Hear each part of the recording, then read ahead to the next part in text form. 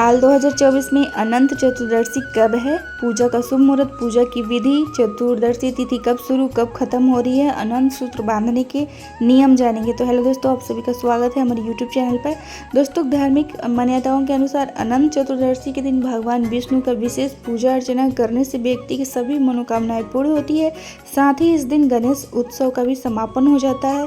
इस चतुर्थी के तारीख को लेकर लोगों में थोड़ा सा कन्फ्यूजन है कि 16 को है या 17 को है। दोस्तों, चतुर्थी का जो त्यौहार है ये भाद्र मास के शुक्ल पक्ष की चतुर्दशी तिथि के दिन रखा जाता है। इस दिन व्रत भी रखा जाता है। बहुत लोग व्रत रख के पूजा करते हैं, बहुत लोग बिना व्रत रखे भी पूजा कर सकते हैं। और इस दिन नमक खाने में प्रयोग नहीं किया जाता है और इसे अनंत चौदस के नाम से भी जाना जाता है। दोस्तों, साल 2024 में भाद्रपद माह के शुक्ल पक्ष की चतुर्दशी तिथि प्रारंभ हो रही है 16 सितंबर को शाम 3:10 पर। चतुर्दशी तिथि समाप्त हो रही है 17 सितंबर को सुबह 11:44 पर। तो उदया तिथि के आधार पर चतुर्दशी यानी कि अनंत चतुर्दशी का त्यौहार 17 सितंबर को मनाया जाएगा। उसी दिन व्रत रख के पूजा किया जाएगा। देखिए, आप बिना व्रत रखे भी पूजा कर सकते हैं।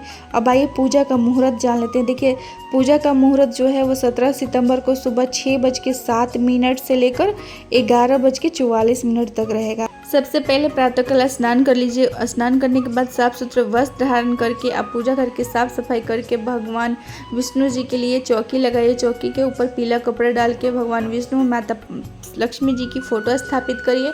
उसी के साथ कलश की स्थापना कर लीजिए। कलश स्थापना के लिए कलश के गले पे रक्षा सूत्र बांध के कलश के ऊपर आपको स्वास्तिक बना लेना है और कलश के अंदर आपको जल, गंगा जल, सिक्का, रोली, फूल, अक्षत, सुपारी डाल देने हैं और उसी के साथ 5 पत्ते आम के या फिर 7 पत्ते आप कलश के अंदर डाल के कलश के ऊपर कटोरी रखिए। कटोरी में आप चावल रख सकते हैं या फिर सफ़ेद तिल, काला तिल रख सकते हैं और उसके बाद ऊपर में आप एक दीप प्रज्वलित कर लें। इस तरीके से कलश स्थापना हो जाएगी।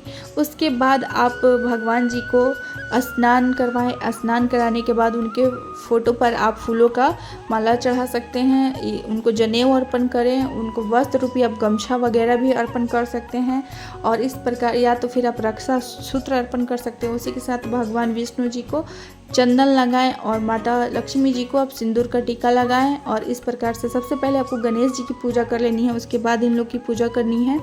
और पूजा में आप फल का इस्तेमाल, पीले फल का इस्तेमाल करिएगा तो अच्छा होगा। और साथ में खीरा रखना बेहद ज़रूरी है। खीरा और साथ में अनंत सूत्र आपको, जिसमें 14 गांठ बनी हुई होती है रेशम का या फिर कच्चे सूते का धागा होता है जिसमें 14 नोट लगा रहता है, 14 गांठें बनी रहती है और उसमें हल्दी लगाकर और चढ़ा देना है। उसके बाद आप मौसमी फल जो भी होते हैं वो फल ले लीजिएगा। केला विशेष तौर पे पीला है तो केला ले लीजिएगा, पीले फूल ले लीजिएगा। माता के लिए आप लाल फूल का उपयोग कर सकते हैं। उसी के साथ आप सेवई और पूड़ी अगर भोग में लगाना चाहें तो वो भी आप लगा सकते हैं। उसके बाद आप तांबुल पत्र यानी कि पान के पत्ते और लौंग, सुपारी, इलायची ज़रूर आप भगवान को अर्पण करिएगा। और इस प्रकार से आप मेवे वगैरह का भी भोग लगा सकते हैं।